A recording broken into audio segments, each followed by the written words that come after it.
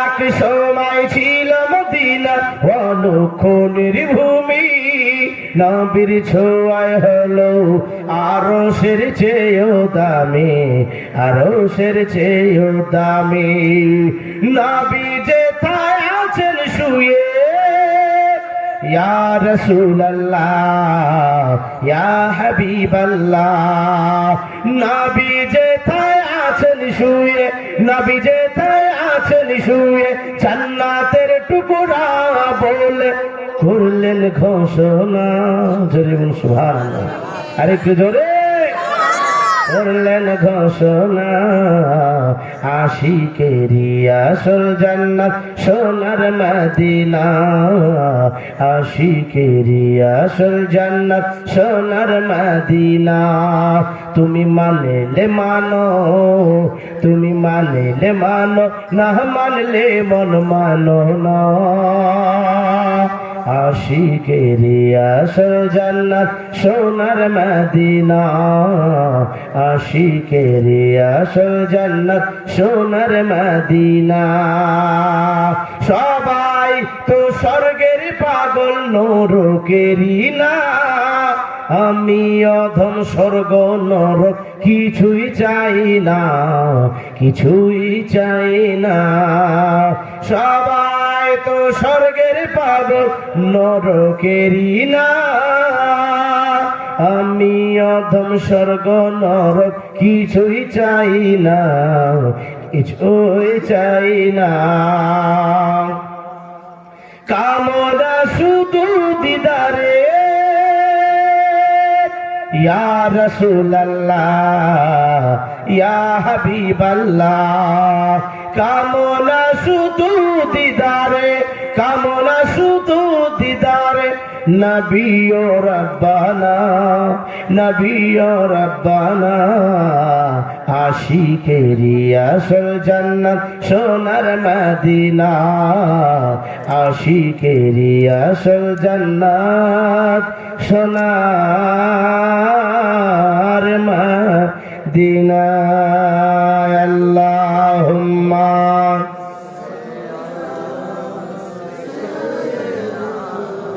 মাওলানা মুহাম্মদ ওয়া আলা আলি সাইয়্যিদিনা মাওলানা মুহাম্মদ সাল্লি আলা মুহাম্মাদিন সাল্লি আলা মুহাম্মদ হরদম জাবান পাক নামে মুহাম্মদ হরদম জাবান শনে কাল শফিয়ানা মুহাম্মদ সাল্লাল্লাহু তাআলা আলাইহি ওয়াসাল্লাম।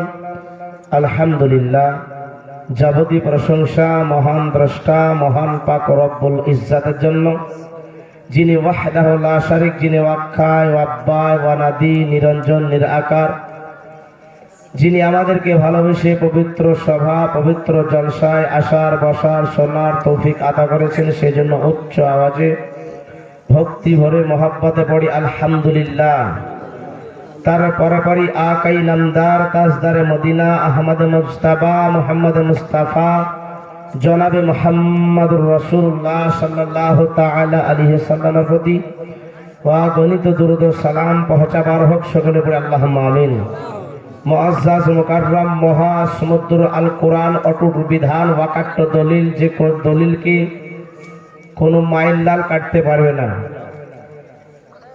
যে কোরআন শুনলেও নেকি দেখলেও নেকি। জোরে বলুন সুবহানাল্লাহ। যে কোরআন পায়ে হেঁটে পড়তে গেলে পায়ের গুনাহ ঝরে যায়, যে কোরআন দিল দিয়ে পড়লে দিলের গুনাহ ঝরে যায়, যে কোরআন চোখ দিয়ে দেখলে চোখের গুনাহ ঝরে যায়। পৃথিবীর সমস্ত কিতাবকে একত্রিত করবেন আর আল কোরআনকে এক জায়গায় করবেন। সব কিতাব চুপচাপ থাকবে, কিন্তু আল্লাহর কালামুল্লাহ উত্তর দিয়ে দিবে। জোরে বলুন সুবহানাল্লাহ। কোরআনকে জিজ্ঞাসা করুন, হে কোরআন বলো তুমি কোথায় ছিলে? কোরআন বলবে ফি লাওহি মাহফুজ, আমি লাওহে মাহফুজে ছিলাম। কোরআনকে জিজ্ঞাসা করুন, হে কোরআন বলো তুমি কার তরফ থেকে এসেছো? কোরআন বলবে তানজিলুম মির রাব্বিল আলামিন, আমি আল্লাহর তরফ থেকে এসেছি। কোরআনকে জিজ্ঞাসা করুন, হে কোরআন বলো আল্লাহর তরফ থেকে এসেছো বুঝলাম, কিন্তু কেন এসেছো? কোরআন বলবে হুদাল লিন-নাস, মানুষের হেদায়েতের জন্য এসেছি। জোরে বলুন সুবহানাল্লাহ। কোরআনকে জিজ্ঞাসা করুন, হে কোরআন মানুষের হেদায়েতের জন্য এসেছো বুঝলাম, কার উপরে অবতীর্ণ হয়েছো? কোরআন বলবে নুজিলা আলা মুহাম্মাদিন সাল্লাল্লাহু আলাইহি সাল্লাম, আমি নবী মুহাম্মদুর রাসূলুল্লাহ সাল্লাল্লাহু আলাইহি সাল্লামের প্রতি অবতীর্ণ হয়েছি। কোরআনকে জিজ্ঞাসা করুন, হে কোরআন বলো বলো তুমি তো নবীর প্রতি নাজিল হয়েছে বুঝলাম, কোন মাসে এসেছো? কোরআন বলবে শাহরু রমাজানাল্লাযী উনজিলা ফিহিল কোরআন, কোরআন বলবে আমি রমজান মাসে অবতীর্ণ হয়েছি। কোরআনকে জিজ্ঞাসা করুন, হে কোরআন বলো বলো মাহে রমজান মুবারক মাসে এসেছো বুঝলাম, বলো কোন রাত্রিতে অবতীর্ণ হয়েছো? কোরআন বলবে ফি লাইলাতুল কদর, আমি লাইলাতুল কদরের রাত্রিতে অবতীর্ণ হয়েছি। জোরে বলুন সুবহানাল্লাহ। কোরআন সবকিছু উত্তর দিয়ে দিবে। এই জন্য প্রত্যেকটা বাড়িতে প্রত্যেকটা ছেলে মেয়েকে আরবি মূলো খাওয়াতে হবে। আরবি মূলো বোঝেন? মূলো খেয়েছেন? মূলো রান্না করে খাই মূলো। এই মূলো আগে দেখেছি ছোটবেলায় অনেকে এমনি চিবিয়ে খেয়ে নিয়েছে। হ্যাঁ, এই মূলো যদি আপনি একটা খালি পেটে খান, 10টায় নাস্তা খেলেন, দুপুরে ভাত খেলেন, রাত্রিতে যা খেলেন খেলেন, খাওয়ার পরে যদি একটা ঢেকুর উঠে, তো কিসের ঢেকুর উঠবে বা? হ্যাঁ, সবই তো খাবার। তো মূলোর ঢেকুর তো তলে পড়ে গেছে, মূলো তো মূলোর ঢেকুর কেন উপরে উঠছে? বেরাদার ইসলাম, পৃথিবীতে যতগুলো শিক্ষা আছে, ইতিহাস বলেন, ভূগোল বলেন, ইংরেজি বলেন, সাহিত্যিক বলেন, যত শিক্ষা আছে সমস্ত শিক্ষা যদি আপনি ওর পেটে দেন আর আল কোরআন যদি শিক্ষা দেন, সমস্ত শিক্ষাকে ভেদ করে এই মূলের মতো কোরআনের ঢেকুর উপর থেকে উঠবে। জোরে বলুন সুবহানাল্লাহ। আরে তো জোরে বলুন সুবহানাল্লাহ। এই জন্য কোরআনের মূল ছেলে মেয়েকে খাওয়ান। যেই ব্যক্তি কোরআন শিখলো ওর ভিতর আলোময় হয়ে গেল, যেই ব্যক্তি কোরআন শিখলো না ওর ভিতর অন্ধকার থেকে গেল। আমাদের কোরআন শিক্ষার প্রয়োজন আছে না নাই বাপ? হ্যাঁ, মানুষ যদি মারা যায়, বাপ যদি মারা যায়, তা আমরা কি করি? মৌলবীকে ভাড়া করে নিয়েছি, চলো ইমাম সাহেব কবরটা জিয়ারত করতে। যদি ওই ইমাম না যায়, ইমাম ভালো লয়, ইমাম ভালো লয়। আজ দুঃখের বিষয়, প্রত্যেকটা জায়গাতে ইমাম সাহেবদের পিছনে লাগে, লাগে না লাগে না? হ্যাঁ বেরাদার, গ্রামের কোনো দোষ থাকে না। যার ভিতরে ইলিম আছে, যার ভিতরে জ্ঞান আছে, যার ভিতরে কোরআনের শিক্ষা আছে, যার ভিতরে হাদিসের শিক্ষা আছে, যেই ব্যক্তি আপনার বাপের জানাজা পড়াবে, যেই ব্যক্তি আপনার মায়ের জানাজা পড়াবে, যেই ব্যক্তি আপনার মায়ের ভাইয়ের জানাজা পড়াবে, যেই ব্যক্তি আপনার সকলের জানাজা পড়াবে, যেই ব্যক্তি 5 ওয়াক্ত নামাজ পড়ে দুহাত তুলে সকলের জন্য দোয়া করে, আজকে এই ইমামের পিছনে কিছু মানুষ আছে লেগে যায়, লেগে যায় না? হ্যাঁ, গ্রামের কোনো দোষ নাই, কিন্তু যেই মানুষগুলাকে দায়িত্ব রাখে,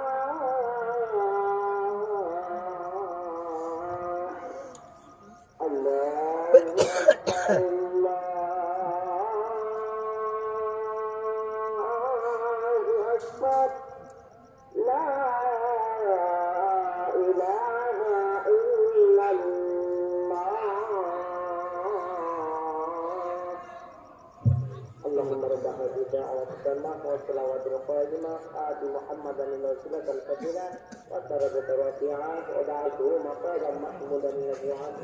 اللهم سيدنا مولانا محمد وعلى آل سيدنا مولانا محمد صلى على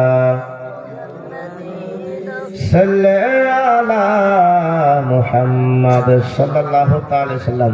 তো বলতেছিলাম যে আল্লাহর কালামুল্লাহ শরীফের বিষয়ে, আল্লাহর কালামুল্লাহ যদি টাকা দিয়েও লাগে তোকে পড়ান, যদি টাকা লাগে তবুও পড়ান, প্রাইভেট দিয়ে। আপনার দেখা যাচ্ছে সকালে কোচিং প্রাইভেট, 3-4 টাকার প্রাইভেট লাগে না। যদি সময় না পান ইমাম সাহেবকে দিয়ে কোরআন শিক্ষা দেন। কোরআনের প্রত্যেকের বাড়িতে কোরআনের আলো পৌঁছানো প্রয়োজন আছে। কারণ ওই ছেলেটা কবরের দ্বারে দাঁড়িয়ে যখন দোয়া করবে তখন ওই ছেলেটার দোয়া আগে কবুল হবে। জোরে সুবহানাল্লাহ। মুআজ্জাজ বলতেছিলাম এই জন্য যদি ইমাম সাহেবকে টাকা লাগে তবুও দেন, প্রাইভেট শুরু পড়া। কিন্তু আমাদের জামানাতে প্রাইভেট মাস্টারকে 400-500 করে যদি লাগে তাও দেবে, কিন্তু ইমাম সাহেবকে 100 টাকা দিতে আর পায়ের ঘাম ঝরে যাবে, মাথার ঘাম ঝরে যাবে। কেন? তোমাকে কি বেতন দিই না? প্রত্যেকটা জায়গাতে আজ ইমাম সাহেবেরা লাঞ্ছিত। গতকাল এক জায়গায় যার সাথে গেছিলাম, হরিহর পাড়া বলে একটা জায়গা, বলছি হুজুর মুয়াজ্জিন সাহেব আর ইমাম সাহেব সম্পর্কে দুটি কথা বলি। আমি বলছি ভাই এক জায়গায় বলেছি, তারপরের দিন ইমাম সাহেবকে তাই দিয়েছে, ইমামি বক্তাকে ইমামি শিক্ষা দিয়েছে। বুঝতে পারছেন? ফোন করে বলে যে মৌলভী আলী হোসেন তোমরা তো বক্তা হয়ে গেছো, তো 10,000 টাকা ধার দাও না, আর চলে না ইমামতি করে। বেরাদার ইসলাম, যে ইমামও খুশি থাকে যার পিছনে একটা দায়িত্ব করে নামাজ পড়ছেন, নামাজ কেমন করে হয় আপনার মুসলমান? আজ দুঃখের বিষয় লাগতেছে, যাকে বাদশাহ করে রাখা হয়েছে। ইমাম মানে হচ্ছে বাদশাহ, ইমাম মানে হচ্ছে তাজ। এই জন্য বেরাদার ইসলাম গোটা গ্রামবাসী দেয়, কিন্তু ভাই বাবা জীবন আজকে দুঃখের বিষয় যারা মুরল মাতাব্বর মনে হচ্ছে ওর পকেট থেকে টাকা দেয়, মনে হচ্ছে ওর পকেট থেকে টাকা দেয়। আল ওলামা ওয়ারাসাতুল আম্বিয়া, আলেমেরা হচ্ছে নবীর ওয়ারিস। আলেম ওলামাদেরকে ইজ্জত দেওয়া মানে নবীকে সম্মান দেওয়া, আলেম ওলামাকে ভালোবাসা মানে নবীকে ভালোবাসা। জোরে বল সুবহানাল্লাহ। এই জন্য বেরাদার ইসলাম আলেম ওলামাকে ইজ্জত করবেন, আলেম ওলামাকে ভালোবাসবেন, ইমামগণকে ভালোবাসবেন। মুসলমান আল্লাহ আপনাকে ভালোবাসবে। জোরে বল সুবহানাল্লাহ। যাই হোক, কোরআন প্রত্যেকের বাড়িতে বাড়িতে তেলাওয়াত করা উচিত। এখন বাড়িতে কোরআন আর তেলাওয়াত হয় না, আগে কোরআনের আওয়াজ পাওয়া গেছে, এখন বাড়িতে বাড়িতে শফিকের ভিডিওর আওয়াজ পাওয়া যায় না? এই শফিককে ভাইরাল করলো আপনার মতো মানুষেরা।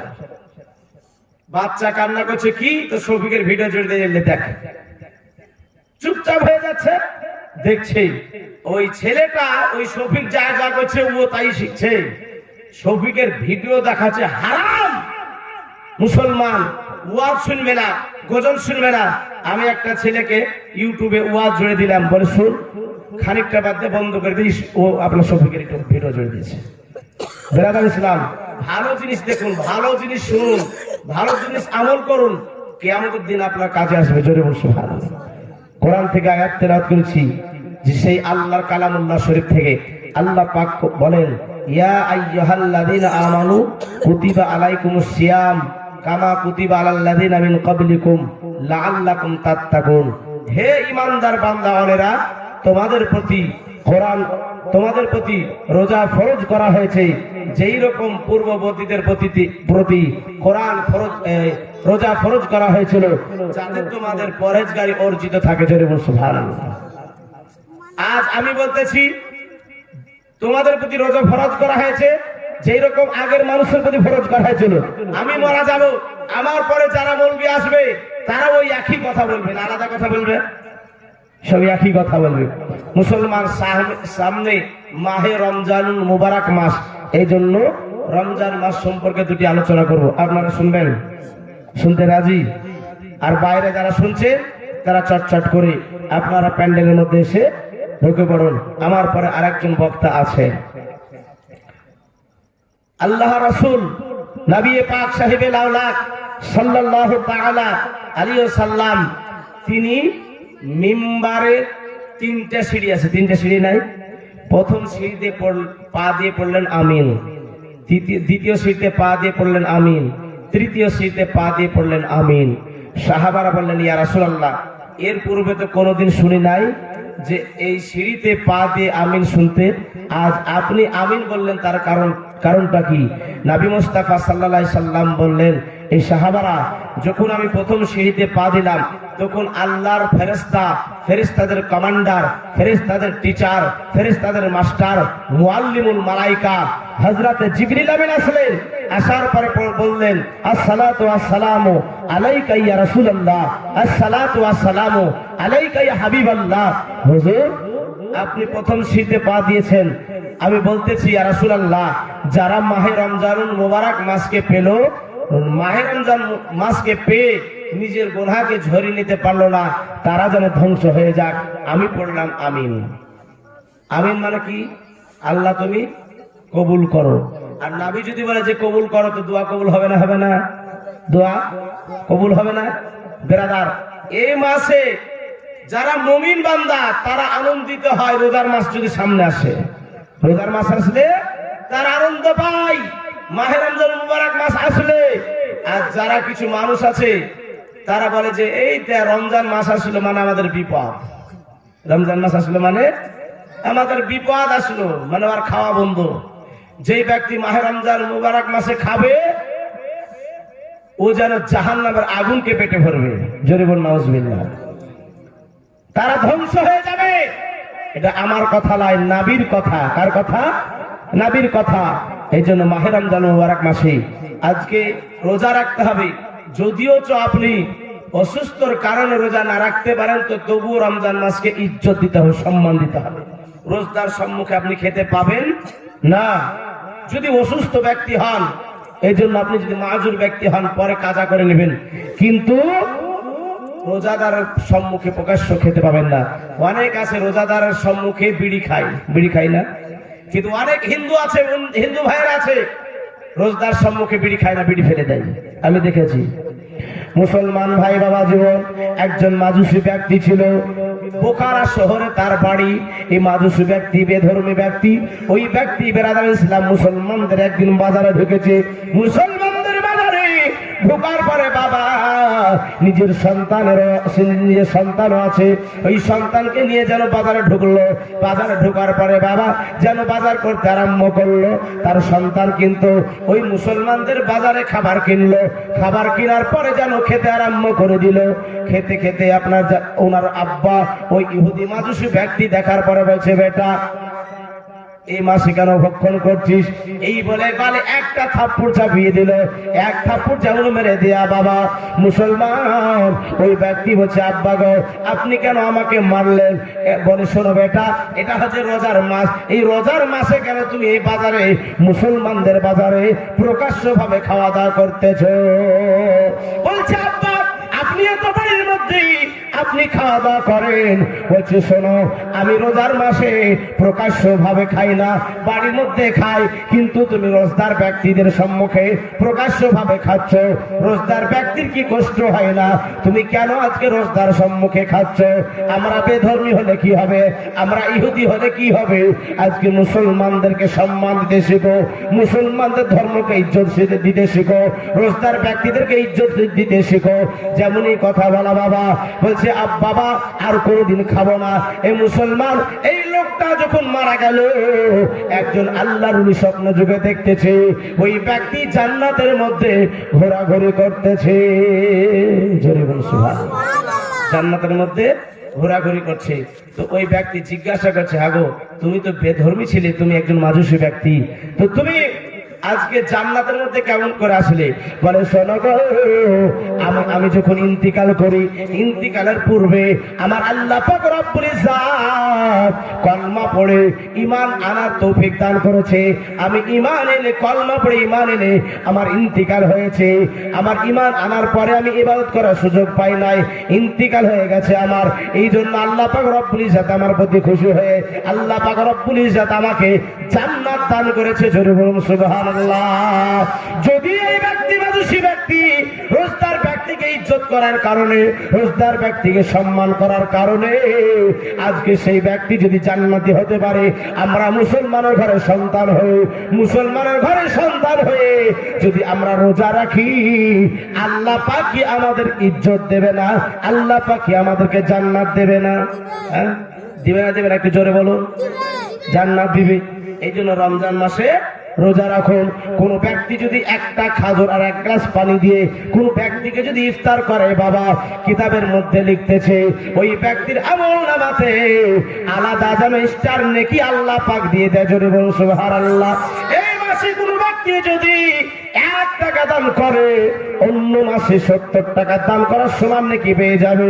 এই মাসে যদি একটা নফল ইবাদত করে, একটা ফরজের সমান নেকি পেয়ে যায়।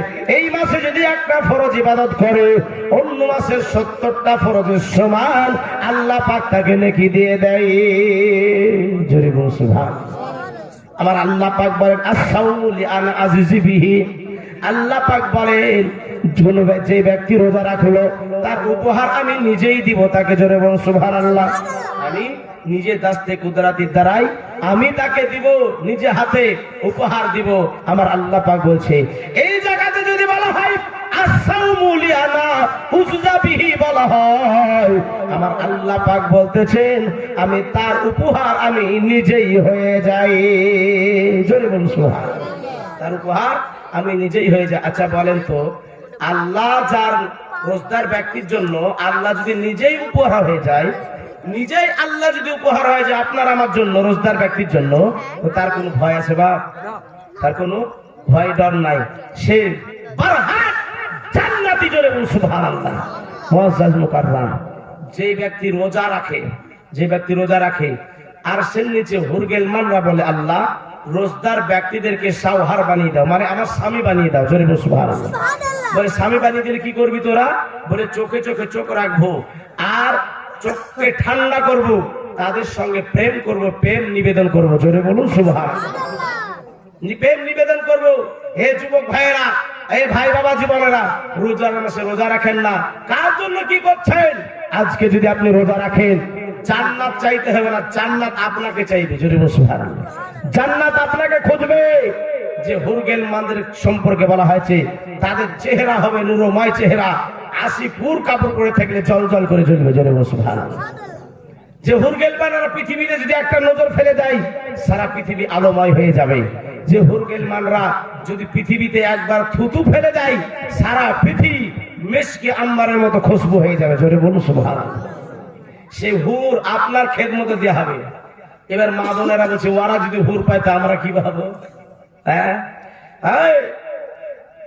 শুনুন, আপনি যদি জান্নাতি হন, ওই হুরেদের চাইতে আপনাকে বেশি সুন্দরী করা হবে। জোরে বলুন সুবহানাল্লাহ। আপনি জান্নাতি হলে আপনাকে হুরের চাইতে বেশি সুন্দরী করা হবে। তাহলে আপনাকে রোজা রাখতে হবে। আমরা রোজার মাসে রোজা রাখি না, নামাজের ফরজ করা হয়েছে আমাদের প্রতি। রোজা, ফরজ নামাজ দুটোর মধ্যে কিছুই করি না। কিছু কিছু মানুষ আছে মুসলমান, আমাদের এলাকাতে একটা মাস্টার আছে, সারা জীবন মাস্টারি করে শেষ বয়সে রোজা রেখে বলছে আমার মতো বড় ইবাদতকারী কে আছে, আমার মতো বড় নামাজি কে আছে? রে বাপরে, বিরাট পরেজগার দিনদার মুসলমান ভাই। এই জন্য আপনার ইবাদত যুবক থেকে, আল্লাহ রাসূল সাল্লাল্লাহু আলাইহি সাল্লাম যুবকদেরকে নিয়ে ইসলাম প্রচার করেছেন। হযরত জিবরিল আমিন বলেন, যদি পৃথিবীর মধ্যে আসমানের যত পানি ফোঁটা রয়েছে সমস্ত পানির ফোঁটার হিসাব আমি দিয়ে দিব, কিন্তু কোন যুবক যদি সঠিকভাবে আল্লাহর ইবাদত করে, আল্লাহর উপাসনা করে, আমি জিবরিল আমিন তার ইবাদতের নেকির হিসাব দিতে পারবো না। জোরে বলো সুবহানাল্লাহ। এজন্য যুবক তোমাদের প্রচন্ড দাম, আল্লাহ পাক বহুত দাম দিয়েছে। এই জন্য 5 ওয়াক্ত নামাজ পড়ো। তোমাকে জান্নাত খুঁজতে হবে না, জান্নাত তোমাকে খুঁজে নেবে। মুসলমান, বলতেছিলাম যে আল্লাহ নিজে উপহার হয়ে যায় রোজদার ব্যক্তির জন্য। জোরে বলুন সুবহানাল্লাহ। একজন আল্লাহর ওলি, আচ্ছা আপনারা ওলিকে মানেন না? মানেন না? এখানকার ওলি মুরিদ আছে না নাই? আল্লাহ পাক কোরআনে বলছে ওয়াবতাগু ইলাইহিল ওসিলা, তোমরা ওসিলা তলব করো। ওসিলা না হলে কোনো কাজ হবে? বা কোনো কাজ হবে না। তো মাশাআল্লাহ আপনাদের এখানকার মানুষ মুরিদ আছে, পীরের মুরিদ আমি জানি। তো ভাই বাবা জীবন বলতেছিলাম, তো একজন আল্লাহর ওলি যার নাম হচ্ছে গজনবী রহমাতুল্লাহ আলাইহি, তিনি আবার বাদশাহ, একজন বিশাল বাদশাহ। এই গজনবী রহমাতুল্লাহ আলাইহি বাজার লাগিয়ে দিয়েছে এক জায়গাতে হীরামণি মুক্তা, চাঁদি সোনা জহরাত এবং উট এবং আপনার ঘোড়া, যত যা পৃথিবীতে আছে সবকিছুর বাজার লাগিয়ে দিয়েছে। বাজার লাগিয়ে দেওয়ার পরে এবার বলতেছে তোমরা শোনো, একটা এলান করে দিল, টাঙ্কা বাজি দিল, তোমরা শোনো গো, আজকে যে যা তোমরা চাইবে সে তাই পাবে, আর যে জিনিসে যে হাত দিয়ে দিবে তার মালিক তাকে বানিয়ে দেওয়া হবে। জোরে বলুন সুবহানাল্লাহ। হযরতে গজনবী রহমাতুল্লাহ আলাইহি যে যে জিনিসে হাত দেয় তাকে মালিক বানিয়ে দেয়। সবাই আপনার যেন একের পর এক, কেউ চাঁদিতে হাত দেয়, কেউ সোনাতে হাত দেয়, কেউ উঠে হাত দেয়, কেউ ঘোড়াতে হাত দেয়, কেউ হীরাতে হাত দেয়, কেউ জোহরাতে হাত দেয়। এইভাবে আপন মালিক তারা হয়ে গেল। কিন্তু বেরাদার ইসলাম গজনবী রহমাতুল্লাহ আলাইহির একজন যেন কাছের মানুষ ছিল, ও আপনার দৌড়ে গিয়ে জিনিসে হাত না দিয়ে বাদশার শরীরে হাত দিয়ে দিয়েছে। তিনি একজন আল্লাহর ওলি যার নাম হচ্ছে আয়াজ রহমাতুল্লাহ আলাইহি। তিনি মালে হাত না দিয়ে বাদশার পিঠে হাত দিয়ে দিয়েছে। বলতেছে এই আয়াজ, তুমি এত জিনিসের বাজার আছে, কিছুতে হাত দিলে না, মালিক হলে না, তুমি আমার শরীরে কেন টাচ করলে, আমার পিঠে কেন হাত দিলে? বলছে জাহাপানা, বলতেছি কেন হাত দিলাম, এই যে যত বাজার লাগিয়েছেন সবকিছুর যে যাতে হাত দিয়েছে সে তার মালিক বেনে গেছে, কিন্তু আপনার পিঠে হাত দেওয়ার উদ্দেশ্য একটাই আমার, যে আপনাকে পেয়ে যাওয়া মানে এরকম বাজার কেন, আপনার গোটা রাজত্ব পেয়ে যাওয়া। জোরে বলুন সুবহানাল্লাহ। আপনি যে গোটা রাজত্বের মালিক, তার মালিককে পেয়ে যাওয়া মানে সবকিছু পেয়ে যাওয়া। হুজুর, অতএব আমার কোন জিনিসের অভাব থাকবে না। বলে হে আয়াজ, এই জন্য তো বাজার লাগিয়েছি তুই পরীক্ষা করার জন্য।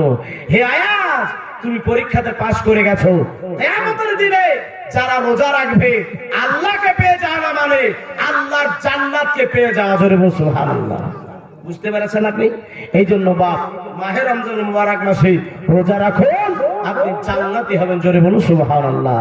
মুআজ্জাজ মুকাররম, শুধু তাই নয়, এই মাসে বেশি বেশি করে দান খয়রাত করবেন, এই মাসে যাকাত তুলবেন। বাবা, অনেকে আমরা মালদার ধনী ব্যক্তি আছি, যাকাত তুলি না, যাকাত দিতে চাই না। মুসলমান, বলতেছিলাম যাকাতের কথা একটু পরে বলি, আগে তিনটে সিঁড়ি কথা বলে দিই। তা আমার নবী কি বললেন, যে মাহে রমজান মুবারক মাস পেল, তারা নিজের গুনাহকে ঝরিয়ে নিতে পারলো না, তারা যেন ধ্বংস হয়ে যাক। আমি পড়লাম আমিন। তাহলে রোজার মাসে রোজা যদি না রাখে ওই ব্যক্তি ধ্বংস হবে কিনা আপনি বলুন? নবী যেহেতু বলেছে, নবীর দোয়া রদ হতে পারে না।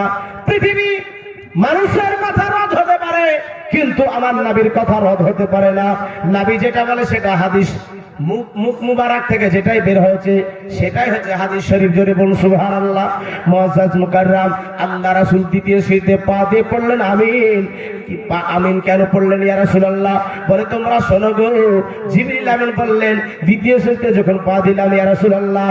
হুজুর গো, যারা জিন্দা বাপ মাকে পেল, নিজের গুনাহকে ঝরিয়ে নিতে পারলো না, তারা যেন ধ্বংস হয়ে যাক।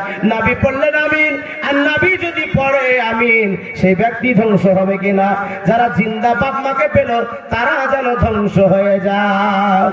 আপনি নামাজ পড়লেন, হজ করলেন, যাকাত দিলেন, জিকির আজকার করলেন, কোরআন তেলাওয়াত করলেন, যত ইবাদত আছে সব কিছুর ইবাদত করলেন, আর বাপ মাকে দুঃখ দিয়ে দিলেন, বাপ মাকে কষ্ট দিয়ে দিলেন, ও আপনার ইবাদত কোনো কাজে লাগবে না। সিজদা করে যদি ঘটাও ফেলে দেন, অনেকে নাই, আমাদের এলাকাতে আছে, বাপ মারা গেল তো ঘর আলাদা হয়ে গেল, পায়খানা পর্যন্ত ফিরতে দেয় না নিজের পায়খানাতে। লাথি মেরে ফেলে দিয়েছে, পরের বাড়িতে পায়খানা ফিরতে যায়। মুসলমান, আমার নিজে চোখে দেখায় বলি, একটা কান্ধি এলাকাতে একবার গেছিলাম। ওই কান্ধি এলাকাতে একটা লোক বাপকে লাথি মেরে দিয়েছিল। পার্শ্বে একটা কবর ছিল, ওই কবরের ভিতরে ঢুকে পড়েছিল আর বলেছিল এর বিচার আল্লাহ করবে। বাপ বলেছিল এর বিচার আল্লাহ করবে। তো ওই লোকটাকে নিজে চোখে আমার দেখা, গ্রামের মানুষ বলতেছে এই লোকটা যখন বাপকে লাথি মারলো তার দুদিন পর থেকেই তার পায়ের কুড়ি থেকে ব্যথা আরম্ভ হলো। ব্যথা যখন আরম্ভ হয়ে গেল, আর পচতে একবারে হাঁটু পর্যন্ত চলে আসলো।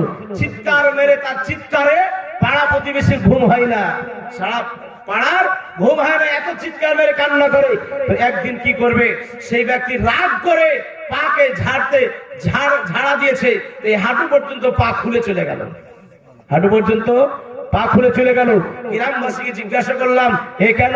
বলে ওর বাপের বরদোয়া লেগে গেছে।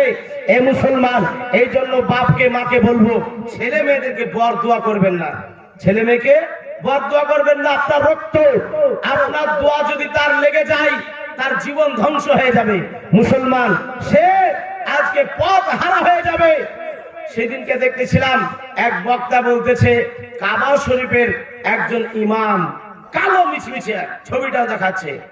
তো ওই ব্যক্তি বলতেছে যে আমি আমার মায়ের দোয়াতে এই কাবার ইমাম হয়েছি, মক্কার ইমাম হয়েছি। বলে কেমন করে? বলে ছোটবেলায় আমি দুষ্টু ছিলাম, তো আমার মা একদিন বদদোয়া করে দিল। কি বদদোয়া? বলছে এ তুই এত দুষ্টু, আল্লাহ যেন তোকে কাবা শরীফের ইমাম বানিয়ে দেয়। জোরে বল সুবহানাল্লাহ। দোয়া করতে গেলে এই দোয়া করতে হবে নাকি? মুসলমান ভাই বাবা জীবন, মায়ের দোয়া কঠিন দোয়া, বিশাল হাতিয়ার। মা যদি একবার দোয়া করে দেয় সুবহানাল্লাহ, আজকে আপনার বেড়া পার হয়ে যাবে। এ মুসলমান, মুসা কালিমুল্লাহ জামানাতে একজন ব্যক্তি আল্লাহ তাবারাক তাআলা পাক রব্বুল ইজ্জাত কে বলতেছেন আল্লাহ গো আমার সঙ্গে জান্নাতি কে হবে? বলছে তোমার সঙ্গে একজন কসাই জান্নাতি হবে। একজন কসাই জান্নাতি। আল্লাহ সে কি আমল করে এমন যে আমার সঙ্গে কসাই জান্নাতি যাবে? হ্যাঁ, ও বলতেছে ওগো আমার পয়গম্বর, তুমি ওই গোশতের বাজারে চলে যাও।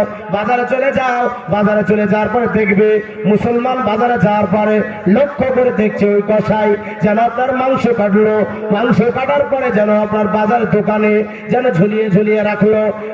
মাংস বিক্রি করার পরে সন্ধ্যা লেগে গেল, দাঁড়িয়ে আল্লাহর পয়গম্বর দেখতেছে কখন যেন আপনার মাংস তার শেষ হচ্ছে। মাংস যখন শেষ হয়ে গেল, ওই লোকটা যেন সন্ধ্যাবেলা কি করলো, যে নরম মাংস করে যায় মাংসগুলো, ওই মাংসগুলো একটা যেন জায়গাতে ভরলো। ওই মাংস বাড়ি নিয়ে গেল। বাড়ি নিয়ে যাওয়ার পূর্বে বলছে ওগো আল্লাহওয়ালা ব্যক্তি, আপনাকে এই জায়গাতে কখন থেকে দাঁড়িয়ে দেখতেছি। হুজুর আপনি কে? বলছে আমি হচ্ছে একজন মুসাফির ব্যক্তি। আসলে ওর বাড়ি যাওয়ার জন্য বলতেছে আমি একজন মুসাফির ব্যক্তি। বলে হুজুর কিছু মনে করবেন না, আমার বাড়িতে আপনাকে মেহমান স্বরূপ নিয়ে যেতে চাই, আপনি কি যেতে রাজি? বলে হ্যাঁ, হলে ভালো হয়। এবার বাড়ি নিয়ে গেলেন, দুইটা আপনার কোয়ার্টার রয়েছে, দুইটা ঘর রয়েছে। একটা ঘরে মেহমানকে রাখলো, আর আরেকটা ঘরে মা জননী শুয়ে আছে। মা জননী বয়স হয়ে গেছে, বাবা পেশাব পরিষ্কার করলো, কাপড় নোংরা ছিল, নোংরা পরিষ্কার পরিচ্ছন্ন করার পরে মাকে নতুন কাপড় পরিয়ে দিল। নতুন কাপড় পরিয়ে দেওয়া করার পরে যারা আপনার মাংস ভুনা করলো, মাংস রান্না করলো। মাংস রান্না করার পরে রুটি তৈরি করার পরে মা জননীকে বিছানা থেকে উঠিয়ে বসানোর পরে মা জননীকে বলছে মা গো মা, ও মা এই নাও রুটি খেতে হবে। রুটিটা যেন মুখে চিবিয়ে মায়ের মুখে ভরে দেয়, মাংস চিবিয়ে মায়ের মুখে ভরে দেয়। ওই ব্যক্তি এইভাবে খাওয়ানোর পরে মুখটা মুছে দেওয়ার পরে মা গো আপনি শুয়ে যান। ও মা জননী আমার বাড়িতে একটা মেহমান এসেছে, একটু ওই মেহমানদারের খাতির করি, ওই মেহমানের একটু যত্ন করি। মুসলমান যখন এবার মেহমানের যত্ন করার জন্য আপনার গিয়েছে ওই ঘরে, মা জননী যেন দুহাত তুলে আল্লাহ দরবারে দোয়া করে, আল্লাহ গো আমার আমার সন্তান কত আমার জন্য কষ্ট করে, আমার সন্তানকে আল্লাহর পয়গম্বর মুসা কালিমুল্লাহর সঙ্গে জান্নাতে জায়গা দিয়ে দিও। জোরে বলো সুবহানাল্লাহ। জান্নাতে জায়গা দিয়ে দে। আর মুসা কালিমুল্লাহ ফাঁক দিয়ে টাটের ফাঁক দিয়ে দেখতেছে, এর জন্য আল্লাহ আমার সঙ্গী বানিয়েছে এই কসাইকে। জোরে বলুন সুবহানাল্লাহ। মুসলমান, এই জন্য মায়ের দোয়া বড় দোয়া। মাকে কোনো সময় দুঃখ দিবেন না, কষ্ট দিবেন না।